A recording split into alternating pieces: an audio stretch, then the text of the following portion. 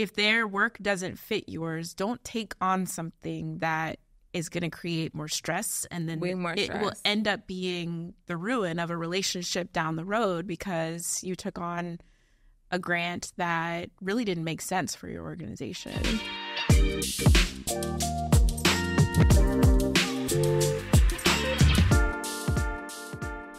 Welcome back to the Found Free podcast. I'm your host, Sabia Wade, where we talk about spirituality, entrepreneurship, justice-oriented care, a bunch of things. Every time I come in, I say something different, but you get the point. And I'm back with Tenesha Duncan from Orchid Capital Collective. We're going to jump right into this second part of our conversation. Let's do it. So, where do I want to begin? Okay, I know. What do you think in our world of reproductive health and care and community and all that, what do you think keeps us away from the conversation of money? It's a history, isn't it? Man, lives in us. We talk a lot about racial capitalism, and then I feel like people glaze over and are like, what? What is that? Mm-hmm. But our entire history, the commodification of our bodies, mm-hmm. Oh my gosh, that is our history, yep. Right? And so for people to talk about, especially who are midwives and birth workers and things like that, how do you put a value on that experience of walking someone through this incredible moment in their life, and then talking about what is owed to you? And then that next layer, that when you are a person of color doing that work, and then you're asking that of another person of color who, who knows, may or may not be able to afford it or whatever it is, mm-hmm. Just to talk about it. Of course, we're like, no, I just want to care for my people. And in our history, we just did it because that's what we did. Mm-hmm. And we had to, right? Mm-hmm. For survival. Black midwives delivered us in these systems and in this time where no one else would touch us except to experiment on us, mm-hmm. right? Mm-hmm. Mm-hmm. And that's how gynecology was born, was the Absolutely. Experimentation of our bodies. Absolutely. Right? Black midwives gave enslaved people a choice by providing abortions. Mm-hmm.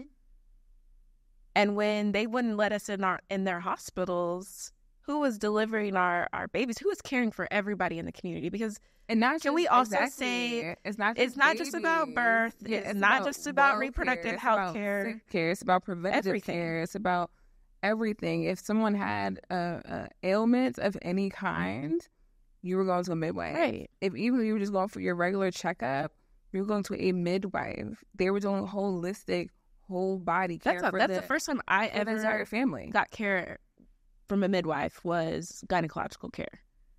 Mm-hmm. I wasn't pregnant. I just was looking for a completely different experience because everything that I had experienced before that was horrible. I was 23 years old, and all anyone was focused on was plugging me with birth control, whether it was good for me or not. Mm-hmm. And it was a midwife that I walked into that room, and I had a 45-minute appointment, which went over into an hour. Always. Right? Where she showed me my cervix, mm-hmm. where she spent the time with me. And so I understand why this conversation is hard for people, because that experience was invaluable to me. For sure. Right? But I also think about it, and I'm like, I would have paid 3 times the amount for that experience, mm-hmm. because I walked away from it changed as a mm-hmm. person, thinking about my body differently, honoring my body differently, really excited about what the future could be, because I had that conversation with somebody who genuinely spent the time just talking to me about what I needed. For sure. So I understand why the conversation is hard for everyone, because for her, she probably was like, this is what I get to do all day, every day. And I'm like, I would pay $1 million for that experience. Okay. But and I also think like it's like this historical context, right, that we all move through, whether we know it or not, right? Like it's in our bodies, it's in our DNA. Like it's something that like we navigate through it, even if we don't know the history, it's still there. And then it's like our personal stories with money, right? Because like, what was our family's money story, right? Especially as BIPOC folks, as Black folks, as brown folks, like, what was our money story? Was it always full of struggle? Was it always full of, was there an abundance that felt like guilt, right? Did it, I know like there's certain points in my life where certain people like, if it was even the thought that you had more money, when I'm saying more money, I don't mean like a bunch, like you had $20. Right. Somebody had $5, right? It was like, oh, you think you're too good? Right? Like it's all this like personal correlation and understanding of money, right? That we learn from our parents, that we learn from, even like in my 20s, I was like mostly broke all the time. Oh, all the time. All the time. Like it was like, what is that, right? And like, but I remember like at that time, like my friends though, they were like, you're balling, because I was making $18 an hour and we weren't, they were making 18. I had my own apartment. Yeah, me too. Right, but I'm living in Texas, right? This is great. I got my I had a little income apartment. I had $600 rent. I was exactly. like, I was cool. Like I was like, okay.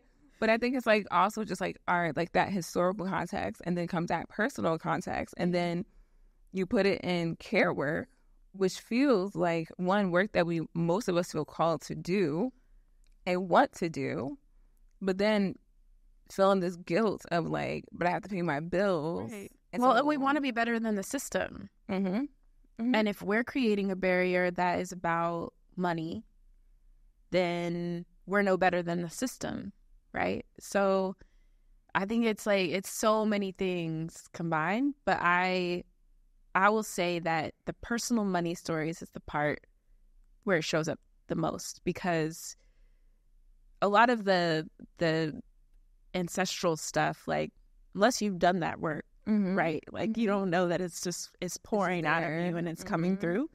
But our real lived personal experiences with money is why this is so hard. So now I'm going to get to another thing, because I know we have a lot of feelings about that, and I think we'll get back to some of the thoughts that are in my head. But when we're thinking about where we can be getting money from, right? Like in our organizations, what are some actual avenues? Because most people know, like, okay, I'm gonna get a nonprofit and I'll apply for a grant. And they probably know about a loan too, right?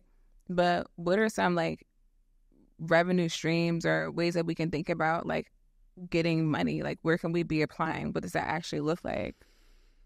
You know, it depends on everybody's situation. So I'll try to be as sort of general as possible. I mean, definitely foundations. I think people tend to look at these much larger institutions because that's where a lot of money is, but it doesn't necessarily mean you'll get big money. I think local like philanthropic networks are such an untapped resource. Community foundations are hugely important, and people sometimes don't even know the community foundation in their neighborhood and in where they live. So I would say that's like a really important place to start. Making that relationship and just saying, hi. Yeah, just relationships, showing up to their events, showing up to, you know, asking other people where they're getting money from. We don't even talk about it with each other to say like, hey, so-and-so gave me a grant, you should apply too, right? Because I've seen this play out too, where, oh, well, they funded one doula group, so they can't fund another. So that one doula group is going to do everything for everybody in the whole city, in the whole state. But we don't share enough and talk about like who's funding us locally. That can happen. Then, of course, there's like large, you know, national foundations. A lot more people are putting out RFPs. So you really have to be out there looking and spending the time finding like things you can apply to. There's also like state grants. And I think people would be surprised by accessing that they can access more government grants than they probably think. Of course, there's small business loans. CDFIs, so those are community development financial institutions, which often lend like banks, but they also offer technical assistance. They offer a lot more wraparound support and sometimes have better terms than the banks as well. And people don't even know that they exist in their communities at all. I know a lot of people are going to be like, girl, what? Yeah. A community development financial institution. They are funded by philanthropy often, and other investors, impact investors. So foundations who have impact investing arms will give money to CDFIs because it gets returned. But it's this way of essentially creating like a regenerative lending structure that continues to like pour into the community, and funders will fund it because it's really sustainable. And they're, backed by the government, things like that. So they're really locked in, and I don't think people know about them enough or build relationship with them enough to get access to these types of resources. Then the other is like, it's really just thinking about your revenue. Like, what are you offering that gives you access to like new spaces and places? Because I think people really get caught up, and this happens all the time. When I talk to investors about the work that we're doing, the moment I say reproductive justice, they're like, oh, we don't do any work related to that. And then I'm like, oh, but like, birth centers need real estate, or we have birth centers building large community gardens as part of the work that they're doing. Don't you all fund food justice work? Right? And they're like, oh, was that part of reproductive justice? And then I have to spend the time, of course, explaining like what that is. Justice is everything. It's everything. Yeah. And so I think people really understanding like what they offer and what they do can open pathways for them. But I don't, like, you can be applying for grants from food banks for folks who fund things like food banks and stuff like that. Like, they could be doing so much more. A lot of Medicaid, especially, is like expanding what it does, what it pays for. That's like mental health services, can be food, it can be these social wraparound services, and people don't even know that they could be getting reimbursed for some of that. We have so many more states who have expanded the postpartum access to Medicaid, and it covers a lot more than you think it does. For sure. Right? So there's all of these opportunities that are out there, and I don't think people know. Of course, traditional banks, but I wouldn't even go to big banks. I'd really be thinking about the community banks in your neighborhood. For sure. Credit unions, things like that, where often you get better terms if you are going to take on some debt to purchase a building or do something. And they're much better than working with a big national bank. Because their interest is in you thriving in that community. Yeah, they don't want you to default on a loan. They want you to pay it back. So it's almost like, we would like you to keep going. And I think too, like, one of the things that we talk about is like, in my own systems of what I built. It's like I have my nonprofit, and then I have my S Corp and my which is like my for-profit. And I think too, like, sometimes like in the organizations that I see, it's like they don't have a product. They don't have something that they can sell. Or even if you're, for example, if you're doing doula services, right? Like, you can have your like low income or more like whatever based model alongside of, hey, if you fit into this criteria, you can also pay for this. Right. And this is how much this will cost, because that leaves us with a revenue stream that allows us to have money coming in, or whether it's a course, a class, whatever it is, like not being afraid to also build something that can be bought by an individual or a group, right? Well, that's the other hard conversation we're maybe not having, right? Is that there's also all this data about how, regardless of income, regardless of socioeconomic status, Black women are faring worse. There are people who we would deem as privileged, but who still would choose care in a community setting than they would to go into hospital setting. Or to go to, other midwives that they don't want, places they don't want to receive care. And I don't think we're talking about that, or talking about the ways that you can subsidize. That's a mindset shift, though, right? Because I think like part of our money stories, right, that I've experienced, maybe at one time even believed at one point, is that, like, if I'm focusing on my community, they don't have money, right? They don't have money. So I have to either be, you know, offering something for free, doing it at a discounted rate, or I'm not gonna get the business that I want. And I remember the time that I increased my doula rates in San Diego to $2,000. And it was a time, because that's when I started, like, you know, using my brand name, the Black Doula. And, like, you know, even a person of color told me, like, oh, you're pigeonholing yourself. Like, now you're not going to get as many clients because you're calling yourself the Black Doula. And I was like, okay, whatever. But then also when I raised my prices to $2,000, which is what I needed at the time, I was also getting the feedback of no one's going to pay you. It's too much. Why would you charge that if you're talking about you want to work with black people? And I was like, because I think that we have money too. I know there's a racial wealth gap. Like, I'm not, you know, but, like, I think, and, like, the first 2 clients, and I, like, once I raised my prices, I got 2 clients in that week, and they were Black, right? And they were like, oh yeah, totally understand. You need to take care of yourself. You need to do this. You need to do that. Okay, you got a payment plan process. And they fully committed to it, and it was fine.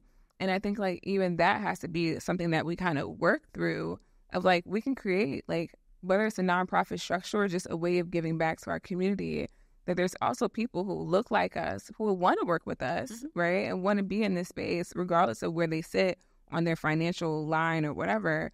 But it's like, we have to offer that as an option, and also know that, like, the benefit of that is that we're creating another stream of income that's not based on just grants, right? Not based on this.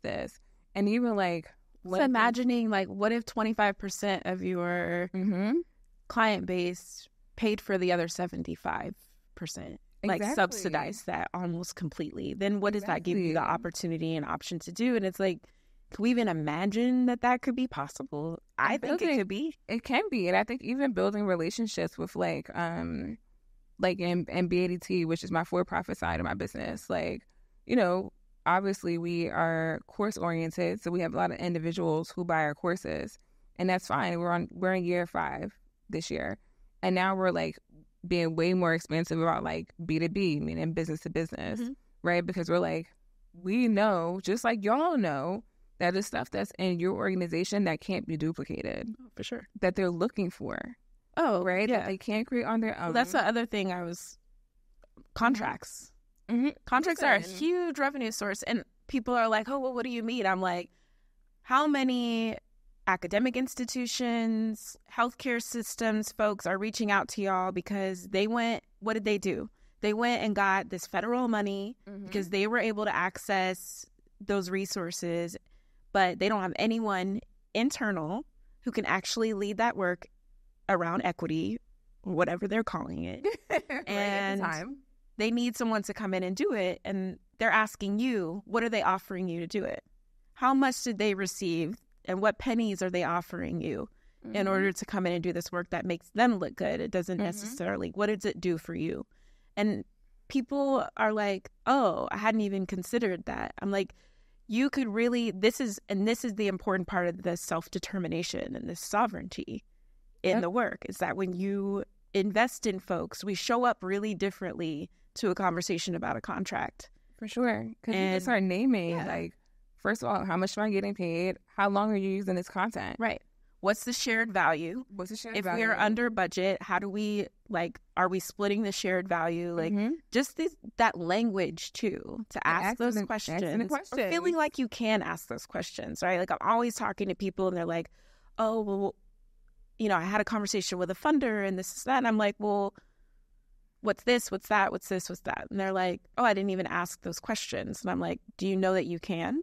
And they were like, for real? I was like, this is a negotiation. In your next call, ask these 4 questions and see what they answer. Your value. They came to you for a reason. Even if this is the biggest, you know, multi-million-dollar company, and you're like, well, they're coming to me, I should just be happy. It's like, no, they're coming to you because there's something that you have that they don't have, right? So there is a way for you to be very clear about what I need to make this work for me as well, right? And, like, and I think too, when we talk about, like, you know, there's relationship capital, there's, like, money, there's whatever, like, being clear about that, like, what is the benefit of this? Yeah. And I think sometimes, like, even saying no, because I think, like, organizations, especially birthwork organizations, we tend to say yes to everything because we're like, oh, this person recognizes we should go say something. But when you go there, is your audience there? Are potential funders there? Anybody want to build a relationship there? Like, what would be what outside of this looking good for them that you showed up? Right. What is the actual benefit for you? And if there is no clear benefit, say no. That is a waste of your time, which is a waste of your money. That is a waste of your energy. Like, not everything's also meant to be a yes. Right. And people don't know that they can set terms. Like, it's that in itself is this whole liberatory process to feel like you can walk into a place and set some terms around something. It's always when I'm learning, right? I have to learn it with investors and conversations that we have, that every new conversation, I'm like, okay, yeah, would I have done that differently, or what should I have asked or talked about then? And I've learned a lot of lessons that now I get to like pass along to folks, or I'm like, hey, if you want me to join a conversation, like I'll join and support you so that we can ask and make sure that they understand what your needs are in this. So it isn't just about them. But that's the whole thing too, is folks not feeling like they just have to be grateful. And what are they like, speaking of that, like, there's two questions that's really top of mind that are very like specific questions that I think will be helpful. But we're talking about the building relationship, right? Because it really is who you know. Oh my God. Like, as I've gotten like more into my business and I've been able to like, you know, create this type of space around myself. Like, it surprises me. Like, Tenesha, last time we saw each other last week, we're in Chicago. We're like talking, we're hanging out, we're so happy. And like, and like Tenesha, who somebody I look to is like an amazing just genius, so talented, so smart. Like, and I'm like, oh my gosh, Tenesha's so cool. Like, every time I'm in this space, I'm like, yeah, do you know Tenesha Duncan? You know what I mean? And then like they'll be like, you're telling me like, you know, people are saying like Sabia Wade here, Sabia Wade there, and I'm like, really? They're talking about me? And that's it's like, why, right? But it's also about relationship building, right? And I think like it's so important, but it also is so hard when I think for me, I'm just audacious. I don't care who you are, right? And I don't know if it's a Sag in me. Like, I don't care. Like, I'm gonna walk up to y'all. Like, I'm just gonna ask a question because if I'm here, I'm gonna do it. Like, I might as well just do the thing. But I also know that sometimes it can be hard when you're like, here I am. I feel like this little birth worker with this little organization that's not so whatever. Like, so what would be like your 3 tips to building relationship, especially with funders? God, I feel like I'm used to doing this the other way around and telling funders how to build a relationship with people. Yeah, I think it's all about asking questions and really getting an understanding of like, what do they actually fund and why and who, and just learning about their approach and understanding of the work. Like, you've got to ask and be like, and find out what they actually know in order to be like, okay, here's where I'm going to bring value to the relationship with them. Because they often just see you as like, oh, look at this incredible and charismatic and so interesting Black woman or woman of color, person of color. And then that's it, right? Do they really understand your work? Do they understand what it means when you say liberation? That's what your work is about. So you have to ask questions and really be as interested in them as people as you would anyone else, which I think is, you all have such skill around that, right? Like, you know how to talk to people who are coming to you in the most vulnerable moment of their lives. Leverage your skills as midwives and doulas and birth workers and counselors and all of those things, because you can get in there and start to understand a little bit of the psyche and like, how does this person enter the work? And people build intimacy with us quick. Like, when you say you're a doula, and I know y'all all have like had this, they're like, I had a baby 3 months ago. Yeah. Like, oh, okay. Oh, my way here. Yeah. I was sitting in the lobby of the hotel and this guy was trying to sell me something. But I was like, okay, I'm going to, do a podcast or whatever. He's like, oh, what's it about? And I told him, he was like, oh, my wife's a labor and delivery nurse and she is about to start working with a fund that gives money to midwives. And I was like, first of all, who is she? What is this fund? That's a connection I need to make. And I was like, but as soon as you say and speak up about what you're doing, like, then people open their mouths and share as well. And so we get this thing where there's such a power dynamic, but the reality is that there are a lot of people behind that work. They are just people. And if you're talking to someone, especially if they're a program officer or they're on the like true programmatic side of the work, they're a person who's trying to figure it out and try to figure out how they can show up and be supportive of the work. Mm-hmm. And if you can look at them and see them in that light, I think it goes a long way in building relationship with folks. For sure. So I would say like that's one of the biggest things. The other is the follow-up. Invite people to your events, like send them stuff like about things that are going on, just like you would anybody else. And put it on your calendar for the people who, especially my neurodivergent people. Like I know so many talented people that I've like mentored, and they meet people and they connect to people because they genuinely just have that energy, right? But they forget to follow up. And I'm like, even if you have it just an automatic thing like on your schedule for every quarter, reach out to this list of people. Like wherever you put that list, just make those connections. Hey, just want to check in. How you doing? This is what's been going on. I would love to invite you to this thing. Like it doesn't even have to be like a big to-do, but just like remaining in contact is so helpful. Oh, for sure. Like follow up and be interested in them like as a person in the follow up. Like everyone's getting asked for a lot of money all the time. And I don't think I learned to have to like separate myself or understand like that's the nature of the work. And I'm like, of course, this people's job is to ask for resources or talk about what the opportunity could be for partnership. But invite them and have them really see your work, because that's what they need to like see and understand is your interconnectedness with the whole system.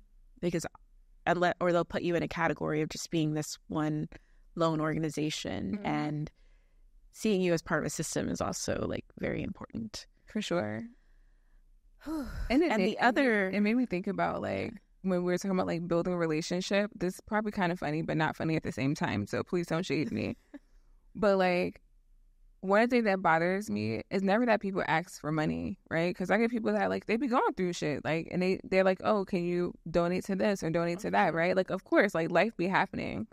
But one of the things that really like eats at me is when someone just sends me a link to something. No hello, no how you doing, no introduction, no nothing. And I'm like, I can't. Now I feel like just this thing. I feel like this object. I don't feel like a person, right? And the difference between sometimes that is just someone saying like, hey, you know, I followed you for a while, or whatever the case may be, just breaking the ice a little bit. Like, wow, so helpful. Yeah. It just makes a difference. So yeah, I just wanted to name that because I feel like we've all had that experience where you look in your DMs and you're like, hello? Hey, how you doing? What's going on? I don't even know what the context of this is. Like, can you give me something else? I've never talked to you a day in my life. Yep. A day in my life. And like now this is here and now I feel awkward. What should I do? How should I do it? I'm just going to be like, okay, I guess I just never saw it. Yeah. It's awkward. Yeah. But yeah, your last tip. This one might sound a little weird, but be boundaried. I think like we will jump in and dismiss the power dynamic or fall right into the power dynamic of, oh, they're a funder and so I should behave like this and do this thing. But you are the asset. Like having you as part of the portfolio is what makes their work better. So I really want people to be more boundary. Like if their work doesn't fit yours, don't take on something that is going to create more stress, and then it will end up being the ruin of a relationship down the road because you took on a grant that really didn't make sense for your organization. And you can't deliver. Right.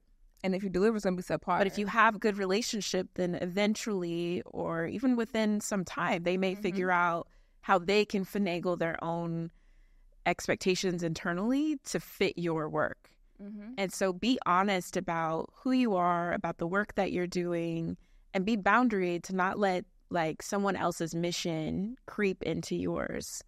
So that one maybe is like a little backwards, but I think it's really important because I've learned the biggest lessons from people seeking funding who were very boundaried with me, who were very clear, and with whom I could be like, you know what, I don't think we can fund that right now, but I do know somebody I can introduce you to.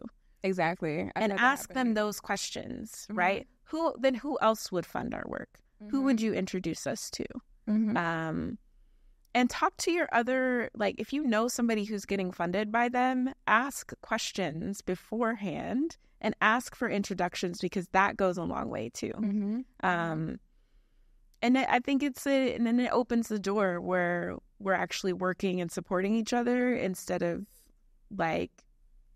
And know that relationship is not like when you're making that relationship with a funder, it's not always going to be this quick exchange of, I met you and now it's money. Yeah. Like, and that's very slow process. Expectation. If that's the energy that you're coming with, it can be like right? Because like funders, a lot of times, not all the time, but they do want to get more intimate around like, how is this working? What do y'all do? Where do we put our money? Is it going to stretch? Some do. And you have to like know the difference between which ones, right? So this is a really tricky thing because I think there's a line, right? I don't want people falling into the like, this person has all the power. You're supposed to like fall in line and give them everything that they want and let them exercise this control over the whole ecosystem. But like, they are still people. We have to operate in that way. But that's why the being boundaried is incredibly important because it helps you manage your expectations. Because when you're really clear about what you are, who you are, what your organization does, what you have to offer, then you go into these funding relationships, I think, very differently. And I can see those who are really comfortable in it and sure, and they're raising hella money. And building all these relationships, and people are trusting them and they're excited about them. And then I can see those who are like, they have their assumptions about the way that things work and they're not always raising those dollars. And it makes it really difficult because they're trying to fit a mold and it's not. And if they would be themselves, the money comes. Because you're like, you're trying to fit a thing and it's uncomfortable. But it's like, okay, you're forcing it. Relax a little bit.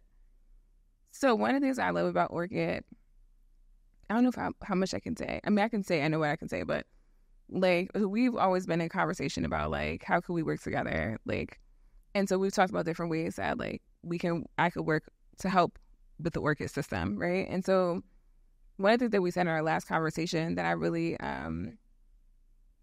stood out to me is that like people that will be applying for Orchid, right?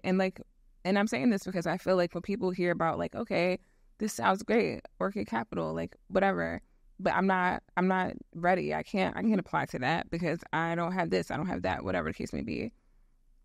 One of the things that I really love is that in our conversation, and we were talking about like being on the investment team and like doing that due diligence process, which due diligence process is basically to say like, is this person ready for this step or that step?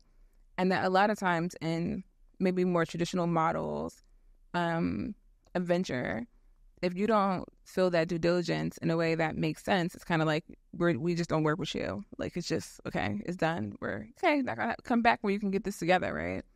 And one of the things that you said to me was like, you know, it's not to give them a no, it's to give them a how, right? Like I'm not just gonna say, no, this doesn't work. It's more so like, but how can we get you there, right? And I think like that part is so important because people feel like they have to come with a full thing that makes complete sense and they have to already know all the answers to all the things, and then they're qualified to now apply for something like Orchid. And the fact that like you and the team at Orchid want to put that kind of thing on the map of like, we know that you don't know the how. That's cool. What do you have here, right? What can we work with? So 3 tips for the person that's like, this sounds so good, right? Like I want to do a thing. I think my organization or myself or whoever it should apply. What are like 3 things for them to be mindful about? Yeah. So the goal is to get to yes. And we have some criteria as part of our investment criteria that are really important. And we talked a little bit about money trauma and all of those things. And one of those things is that to engage with us and be part of this work with us, like there's a healing aspect that is a requirement. And I would say that's like the only requirement in our investment criteria. And it's not to say like show up healed and well and perfect. It's to say that you're willing to do the work that is about healing at the same time as we do the work. And I'm not talking about like we're all just going to circle up and lay in the grass together. And like that's wonderful too. And that might be part of it. Yeah, sure. Like that might be one aspect of it. But what I'm talking about is money story. Can we talk about your money story? Can we talk about how you work with folks within your own organization, within the ecosystem, the relationships that you have? How do you deal with conflict? Yeah. Are you willing and ready to like address and deal with conflict in a way that doesn't blow this up? Because those things are investment risks. And I also understand like we're all showing up with an amount of trauma that is very difficult. So we ask people to do that, but we also offer a resource to go through that experience and that work. For sure. So yeah, for folks ready to engage, like that is a major piece of it, and not something we've talked about, I think, publicly yet, but will. We're pretty transparent over here. But I would say like, let me and Tenesha are friends. Right? Show up ready and willing and interested in that part of it. And we want to work with you in the way that feels good and honors where you are. But that is a huge requirement of the work. And so you have to come ready for that. And I'll say this as a thing, right? I think a lot of people in this work, like, we see amazing people doing amazing things in amazing organizations, but we also see a lot of infighting, right? And we see it and we're like, damn, like if we can just get through this thing, right? And it's a lot to do with like our history and our context and power dynamics and conflict and what we learned in our past and how it applies to our future. And when we're talking about that being like a risk, right? It's like if we can't move through conflict in our own organization, right? If we can't hear feedback, especially as leaders in our organizations, like if we can't, how do we fail, right? Becomes a question because we're going to fail. But how do we fail? How do we deal with that? How do we deal with everyone not being happy? How do we deal with having to make changes that people are not happy with and they don't always understand? Are you going to be willing to do this thing that is not against your values, but it will create sustainability, right? Like, what does that look like for you? Are you going to have a pushback? So I just want to be You just named the other key things. Go ahead. You just named them. I mean, that's it. It's like, are you willing to show up to this process? Right? Are you ready to like talk about money in a way that we're ready to work and walk with you through, but like, are you ready to do that both for yourself personally, but for your organization too? And, really the main thing is like, are you making change in the community that you're in? And do you see yourself expanding beyond that too, right? Because I understand not everybody wants to scale and we're not looking for everybody to like scale across the country, but there has to be an expansiveness to the work as well. So like the partners we work with have these huge ecosystems where they are that they're very plugged into. And if they're buying a building, it's like sometimes a big space where other providers could come in, other like community like focused and driven and serving entrepreneurs need space and want to rent and be in that space as well. So there's an expansiveness as well where folks are very like deeply understanding that intersection of economic justice and what power building we can be doing in that arena and anchoring the birth and reproductive justice work in that economic system. So I would say those are the like key things. Yeah, and it really sounds like it's a commitment, right? And it sounds like it is. It's a process. Yes, and I think that sometimes can be. I mean, I think sometimes like obviously in nonprofits, like they give you like grants, they give you money, And then they say, these are the things that we want you to do. But they're not often checking in on, like, what's going on here? How's the team working? I'm probably way too in everybody's business. But that's, like, it's part of the ask to work with us. And, that means that our work is a little bit slower. It means that we won't be, like, spraying tons of money. Well, it depends on how much we end up raising, right? But it means that the process is a little different for investment, because if we're getting you to yes, by the time you get to our investment committee, or we're really showing this opportunity, we have invested in the financial analysis, the healing work, the org development and support. Maybe you have a board and you need some support around the governance and how to make sure that is really strong. Like, we've invested all of this stuff to get you to a place where we're like, cool, actually, we've worked out your whole budget and you can take on this debt for this building, right? Or we can invest in this way. And that's our goal, is to do that and then be able to attract other investors into it as well. So our goal is to create these, like, healthy organizations at the core of it. But we do have and will have a grant fund that's more public, so that some folks are not at that place. Everyone's at different levels, and we understand that. And so that's why we also use grants to seed, because there are organizations out there that if you got a $50,000 grant, that would be huge. Absolutely.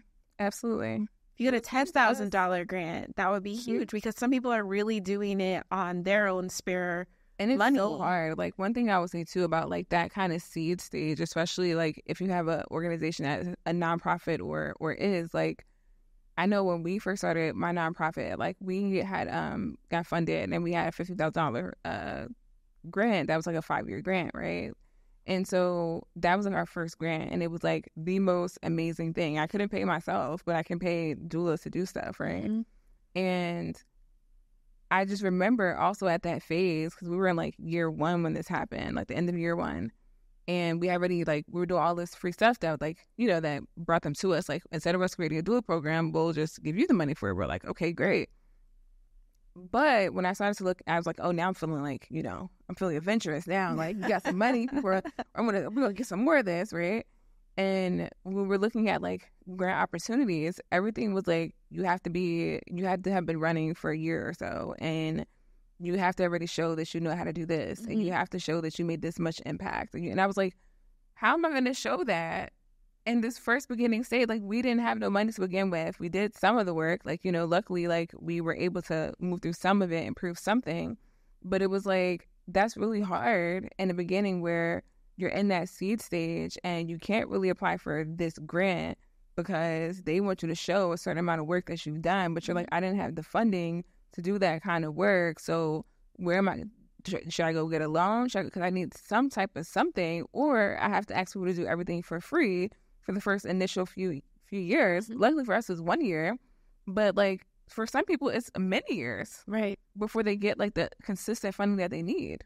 And a lot of organizations, like, a lot of the funds and folks who are, like, our peers, what's been beautiful and exciting about being a part of these networks is that we all are like, oh, we have to move believe in you money. So I understand, like, when you look at venture capital, often those seed stage or angel investments, that's about the founder. Yep. It's about the founder. It's about the leader. Like, and in our cases, we're often just left off of that capital stack and that opportunity because they're looking at us and we don't look like the kind of leader that they invest in. And so, we're looking at it and saying, okay, well, there are going to be people that show up and they need believe in you money, right? Yes. And where are they going to get friends and family kind of money, right? Like, a lot of people, like, and again, this may be new for some people, but some of the companies that you see out here, like, whether it's, like, really major companies or just people that you've, like, seen that have grown, a lot of them get a lot of their foundational funding from family members, friends. And it's like, when you come up with a certain community, you're like, who am I about to give him money? Like, I'm about to raise $50K for my family, right? And it's like, I'm also not going to tell somebody to sell their house. So, like, what where do I get this funding? Yeah.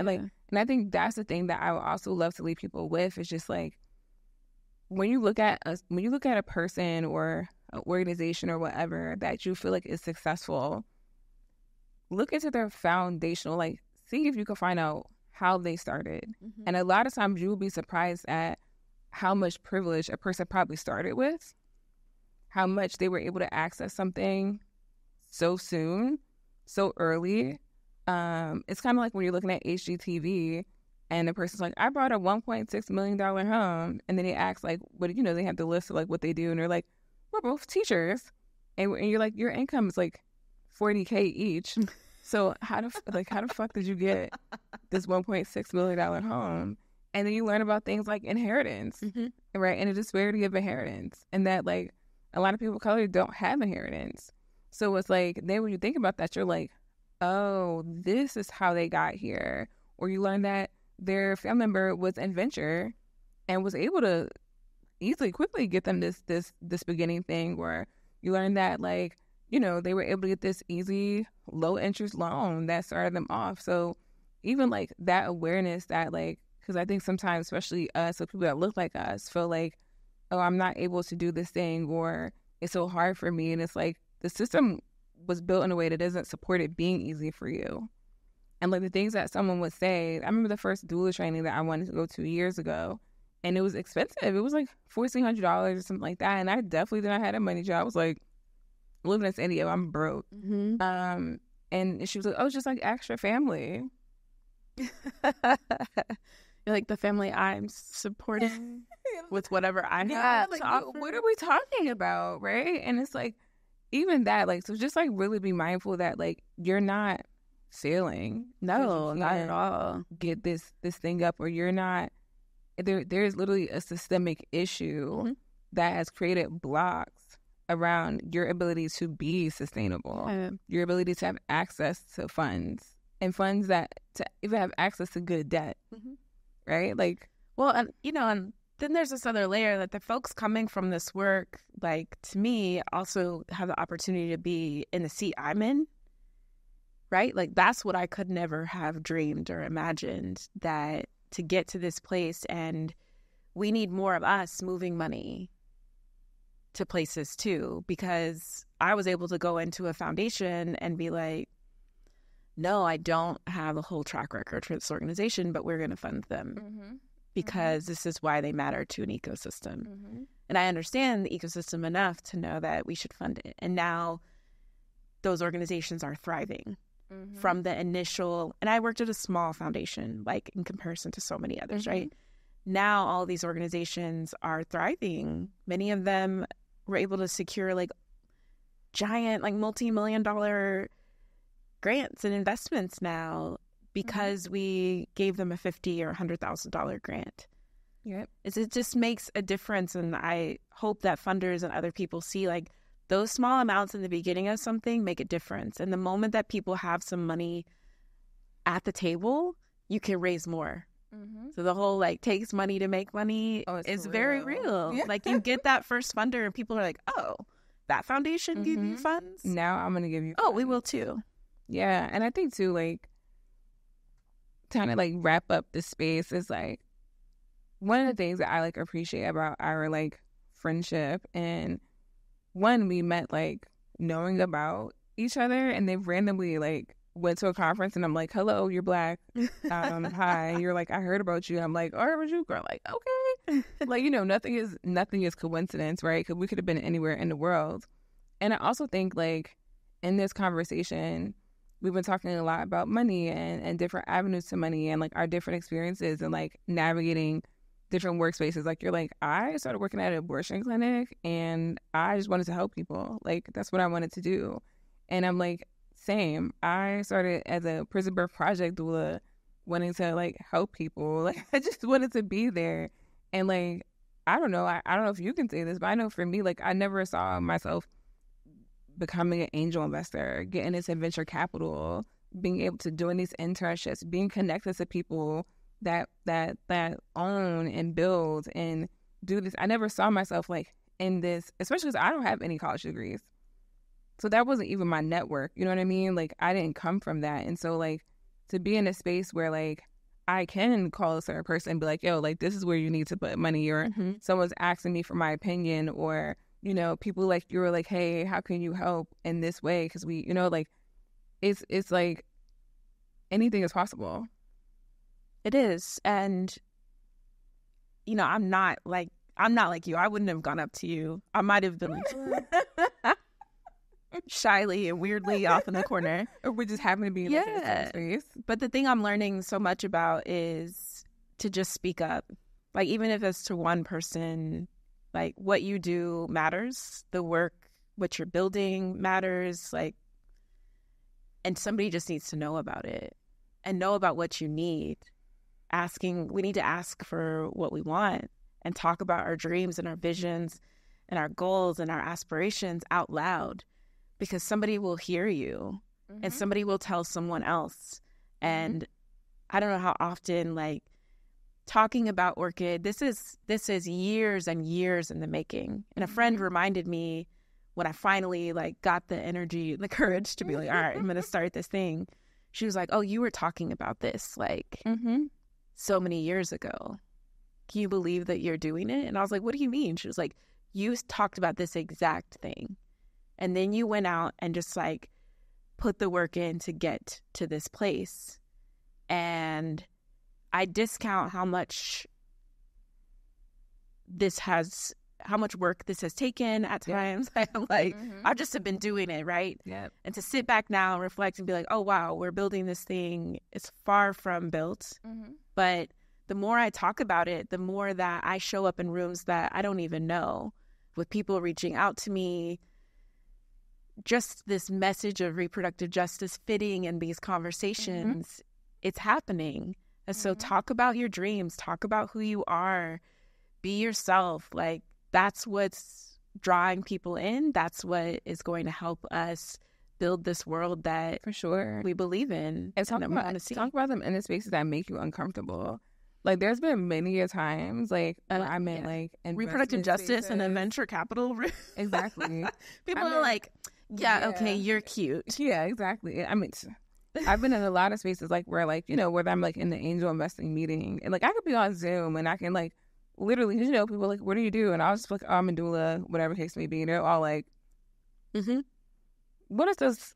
What are you doing here? Right? And, like, we're going to investment spaces or whatever the case may be, right? And, like, feeling that anxiety of, like, you know, I don't belong here, or they think I don't belong here.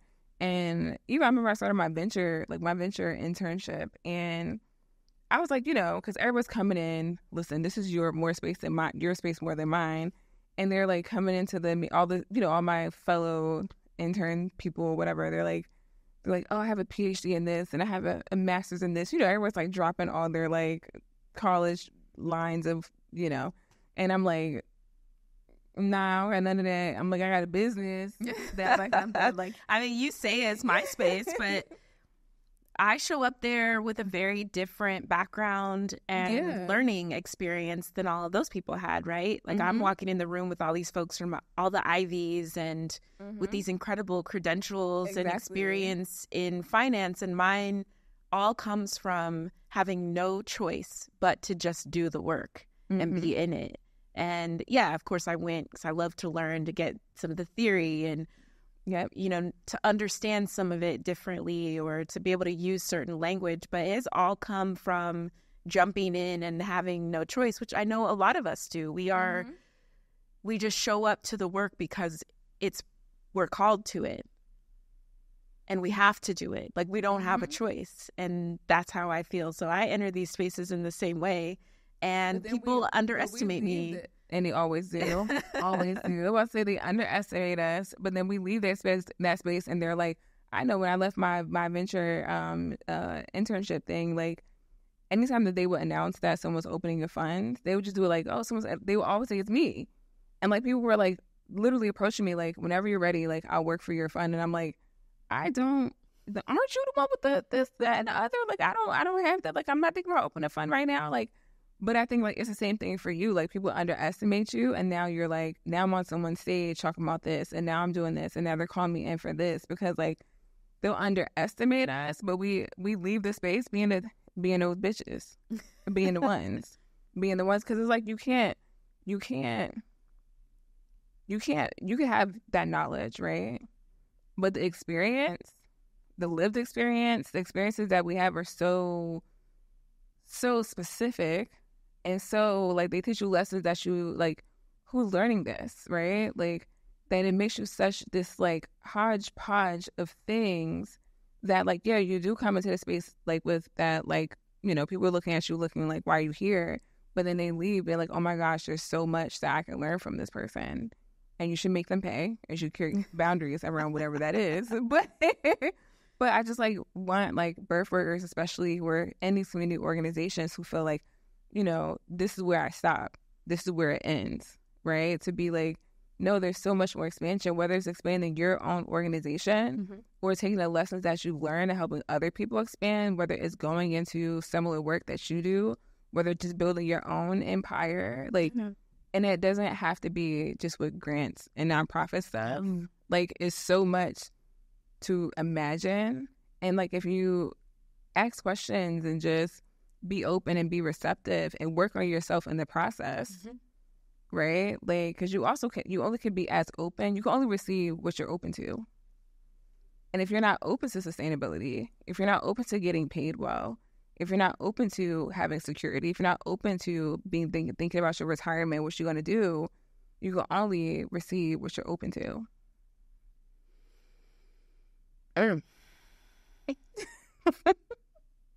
Listen, me and Tenesha can go for hours. But on that note, how do people reach you? What should they do? How do they connect? Learn about Orchid Capital?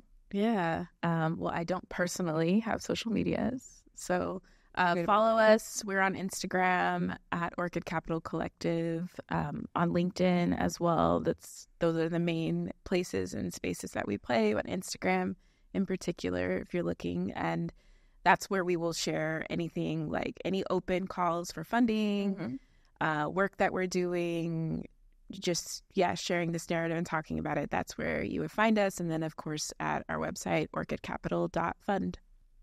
And it's so funny because Tenesha's so, like, low-key. But, like, when we're, like, chilling, you're like, ha, like, don't tell people that. But also to know me is to know that I'm actually really introverted. Like, so it's, like, funny because I feel like we're the same person. But we just express it differently. So when we're together, it's like, But on that note, thank you for being here. Please follow Orchid Capital. Get into what they're doing because it's magic. And I'm happy to be as much help and spread as much word and to do whatever I can because it's something that we need. Thank you. And I'm also like, I be about my people.